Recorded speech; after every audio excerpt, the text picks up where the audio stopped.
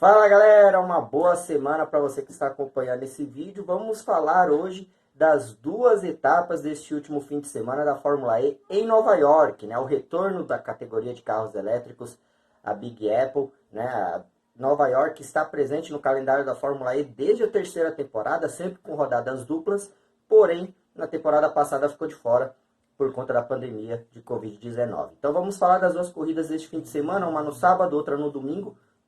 No sábado, uma corrida que começou ali, digamos, dando a aparência de que seria uma passeata praticamente. O Cassidy conseguiu se manter ali na frente por um longo tempo. Porém, nas voltas finais tivemos um duelo emocionante ali entre os quatro primeiros colocados. O Cassidy, o Vergne, o Ginter e o de Grasse. Os quatro com chances de vitória. E o Cassidy, né, o mais novato entre os quatro ali, no final não resistiu à pressão, acabou caindo ali no jogo do Jean-Eric Vergne na disputa pela liderança.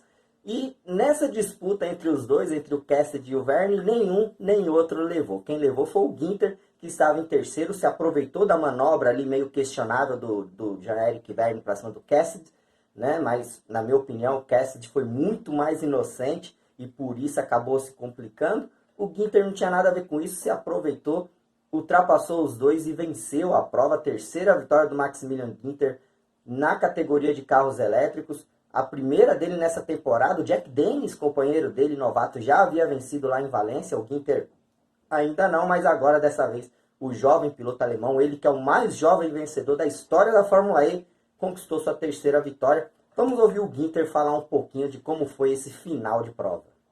We had to work really hard for this race win, I have to say. This season a lot of times things didn't go our way, but today we again, managed well. We had more energy compared to the leaders around us, and still overtaking wasn't easy today, as you saw. So I was just trying, to position myself well behind Jeff and Nick, and I knew maybe I can gain one position because of those cars in front fighting. That at the end, it was two positions that I was able to gain in one move. This is, of course, the dream scenario of every racing driver. And then I took the lead with a few minutes to go, and then we had everything in our hands because we had good pace, good energy, and I just focused on bringing the race home.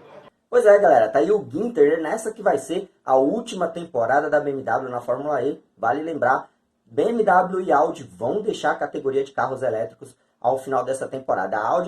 Tanto a Audi quanto a BMW ainda terão seus powertrains aí para as equipes que são clientes ou parceiras, né? No caso a Andretti e a Virgin, né? No caso da Audi, mas a BMW em si e a Audi não terão mais equipes de fábricas no Mundial de Carros Elétricos. O pódio foi completado pelo Jean-Eric Vergne, segundo colocado, e o Lucas de Grasse foi terceiro colocado. Olha só que legal, o Lucas fez uma excelente prova de recuperação, né? Conseguiu largar entre os 10 primeiros e manteve aquela escrita, né? Sempre que ele larga entre os 10 primeiros, é sinônimo de pódio. E o de Grasse, mais uma vez, não decepcionou. Vamos ouvir o que o brasileiro falou logo após a prova. É o segundo pódio da temporada, num momento muito bom, porque agora eu estou 18 pontos da liderança do campeonato. Então daria para ser campeão até amanhã, se fosse a última corrida. E depois de um começo de campeonato difícil, a gente está crescendo no campeonato. O carro está muito rápido, o carro hoje não estava bom e mesmo assim estava rápido. Então eu fico bem confiante para a gente conseguir melhorar para amanhã, para as etapas de Londres e também para a etapa de Berlim. No final, esse campeonato vai ser decidido em Berlim, vai ter pelo menos aí 10, 12 pilotos brigando pelo título e o importante vai ser o carro tá andando bem lá. Pois é, galera, então ouvimos aí o de Grasse, ele que estava, né, ele mesmo falou, o carro não estava tão bom assim, mas ainda assim havia expectativa de melhora para o domingo e ele acreditava que no domingo poderia ter um rendimento melhor.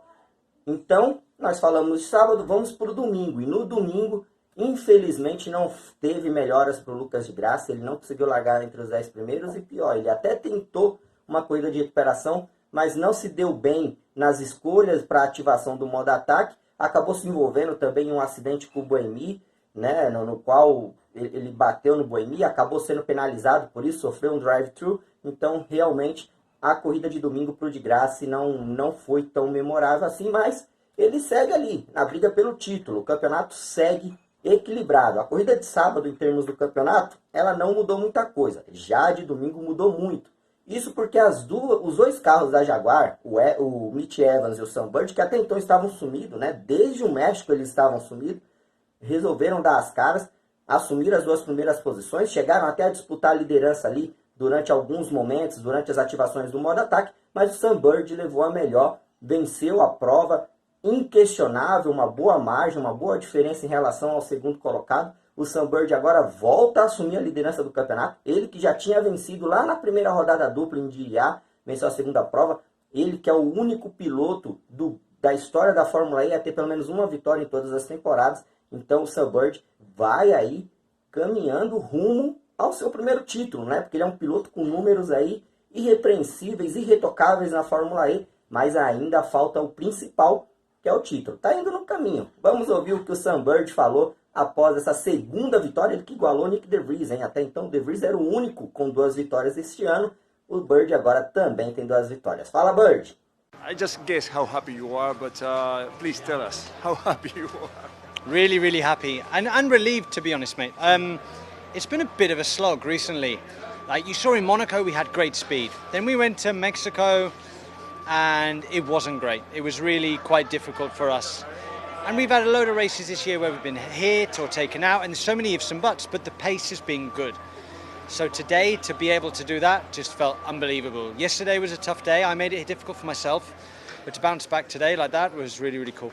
And now leader of the championship. Yeah, I've heard this, but it's 4 races to go, mate. So it's nice, and now we need to find some consistency. If we can do that, that's the most difficult thing in Formula E to do is consistency. But if we can, and score points every race, we actually might have a chance. Pois é, galera. Então tá aí.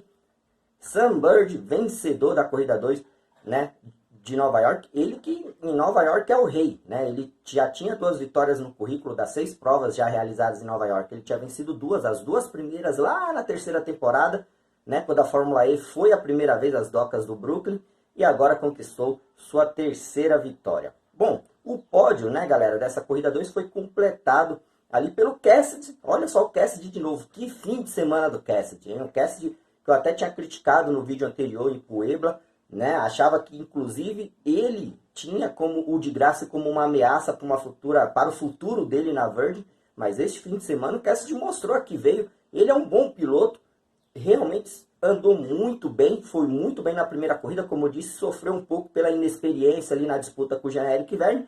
Já nessa corrida 2 foi muito esperto, foi muito bem e conseguiu um pódio merecido. Aí o segundo lugar, parabéns ao Nick Cassidy. E o terceiro lugar ficou com o Antônio Félix da Costa. E esse terceiro lugar para o atual campeão da Fórmula E foi muito importante, porque mesmo sem vencer, o da Costa agora é o segundo colocado no campeonato. Está ali, deixa eu olhar aqui a tabela de classificação rapidinho para vocês. Ele está apenas a 5 pontos do Sunbird. O Sunbird tem 81 pontos, ele tem 76. Então da Costa está mais do que nunca vivo na disputa do título. E vamos ouvir o Portuga. Sim, hoje foi um dia bem melhor. A Fórmula E é mesmo assim. Outra vez uma classificação complicada, mas tivemos alguma sorte com o tempo. Choveu a seguir ao nosso grupo, então consegui qualificar em 7º. E pronto, eu sabia que desde 7º que tínhamos um andamento para andar para a frente. E assim foi, sempre a ganhar lugares, sempre uma corrida inteligente, cirúrgica, os attack modes usados na altura certa, e fazer um pódio é um resultado muito bom, muito positivo. Pronto, continuamos na luta, 4 corridas para o final do campeonato. Tenho a certeza que vamos ter mais dias difíceis até ao fim, mas nunca desistir, e vamos ver onde acabamos este ano. Londres vai ser um fim de semana muito complicado. Eu acho que uma pista nova para toda a gente, que é bom, mas prevejo umas qualificações complicadas, por isso, nada, ir com a cabeça limpa, fazer o meu melhor, e o que acontecer, aconteceu. Falamos aí dos principais personagens dessas 2 provas, mas é preciso falar também de um outro personagem que foi muito bem, o Sérgio Sete Câmara, o brasileiro. Na corrida 1 nem tanto, na corrida 2 o Serginho foi muito bem, conseguiu ali ter participado da Superpole, largou ali em 5º, conseguiu chegar a ficar ali em 3º, 4º lugar nas primeiras voltas. Lógico que aí ele sofreu com aquela condição que nós já conhecemos desde o começo da temporada, que a Dragon não tem um carro competitivo, é o segundo pior carro do grid, só melhor do que o carro da Nil, e isso se refletiu novamente na corrida. Ele não conseguiu segurar muito, travou uma batalha ali linda com o Alex Sims pela 7ª posição, mas o Sims tinha uma Mahindra, que é um carro muito mais consistente do que a Dragon, e o Sete Câmara não conseguiu ali terminar tão quanto ele gostaria, talvez um quinto, um quarto lugar fosse a posição merecida para o Serginho. Não foi exatamente como aconteceu, mas ainda assim foi uma corrida que o Serginho merece os parabéns, foi maravilhoso, e ele falou logo após a corrida sobre essa que para ele foi uma das melhores corridas dele na categoria, ele que está em seu primeiro ano na competição. Fala, Serginho. Então, estou satisfeito com a temporada até agora. Esse foi, hoje, né, foi um dos dias mais positivos do ano até agora, porque qualificar em quinto, ir para a Superpole e qualificar em quinto foi muito importante para nós aqui na nossa home race aqui, né, para a equipe, uma equipe americana, então é a nossa corrida aqui em casa. E aí eu pulei para quarto na largada, fiquei no top 10 ali quase a corrida inteira e acabei saindo fora do top 10 na última volta porque não tinha mais energia, a minha bateria acabou antes da última curva, eu rastejei até a linha de chegada, mas perdi 3 colocações, outros 3, 4 carros me passaram. Mas a energia acabou também porque eu estava gastando para manter eles atrás, então é complicado, a gente precisa de melhorar um pouquinho o carro ainda, mas estamos indo na direção certa. Eu estou satisfeito e espero que a gente possa seguir assim ou até melhor nas próximas corridas.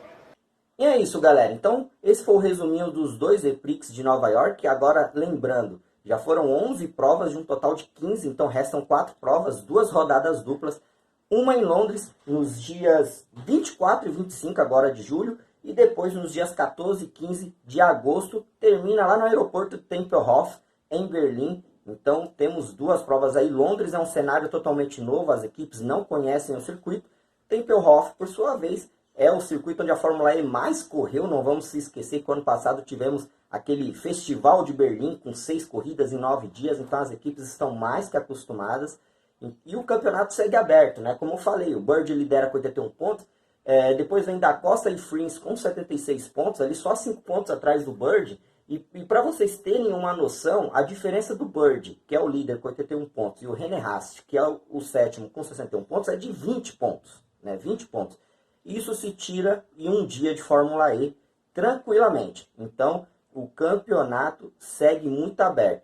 O que a gente percebe é que, assim, lá atrás eu falava, existem 3 carros favoritos. Jaguar, Tech Cheetah e Mercedes. A Mercedes caiu muito, muito. A dupla da Mercedes caiu muito. Nas últimas 3 rodadas duplas não foi bem. Vai ter Londres, que é uma pista desconhecida para todos. E vai ter Tempelhof, que nada cogita que a Mercedes irá se sair bem. Então a situação da Mercedes é complicada. Já a Jaguar e a Tech Cheetah seguem na briga. Tanto o Verne quanto o Da Costa pelo lado da Tech Cheetah, quanto o Bird e o Evans pelo lado da Jaguar estão conseguindo bons resultados. Então dá para a gente esperar aí alguma coisa desses pilotos até o final, principalmente entre Bird e Da Costa. Mas assim, tem aqueles que não pertencem a essas equipes e estão acompanhando ali de perto. O Frins, o Mortara, o Cassidy, são pilotos que estão ali na rabeira, o próprio René Rast, então não dá para descartar ninguém, beleza? É isso, galera, obrigado por terem assistido esse vídeo até agora. Desculpa aí que ele foi um pouquinho mais longo que os demais, mas é porque foram 2 corridas, eu não consegui fazer o vídeo da corrida 1 separadamente, tive que fazer aqui junto com esse. Então, nos vemos aí nos próximos dias, onde vamos falar do calendário da 8ª temporada, por que o Brasil segue de fora desse calendário, o que será dos pilotos cujos montadoras estão saindo, no caso de BMW e Audi, é lógico, as expectativas para a rodada dupla de Londres. Valeu!